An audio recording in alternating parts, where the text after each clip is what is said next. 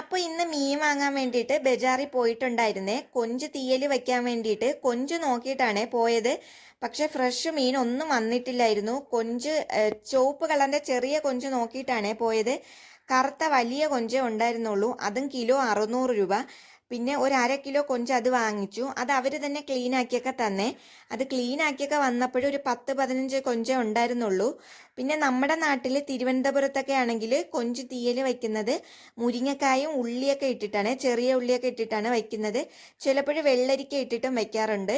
അപ്പോൾ മുരിങ്ങക്കായ നോക്കിയപ്പോൾ അതും ഒരാളടുത്തേ ഉണ്ടായിരുന്നുള്ളേ. അതും പാവിന് 100 രൂപ, 250 ഗ്രാമിന് 100 രൂപ. പിന്നെ അത് വാങ്ങിച്ചില്ല.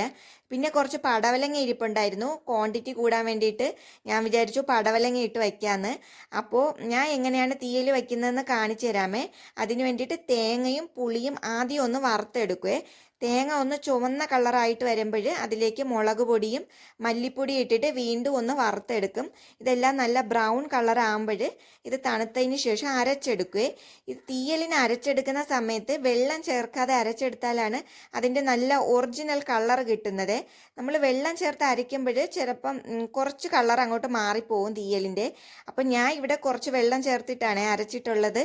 അപ്പോൾ എന്നിട്ട് ചട്ടി വെച്ചിട്ട് അതിലേക്ക് കുറച്ച് വെളിച്ചെണ്ണ ഒഴിച്ച് കടുകിട്ട് പൊട്ടിച്ച് ചെറിയ ഉള്ളിയും പടവലങ്ങയും കറിവേപ്പിലയും പച്ചമുളക് അരിഞ്ഞതും ഇട്ട് ഒന്ന് വഴറ്റി കൊടുത്തിട്ട് ഇത് വേവാൻ വേണ്ടിയിട്ട് കുറച്ച് വെള്ളവും ഒഴിച്ചിട്ട് ഒന്ന് മൂടി വയ്ക്കുക.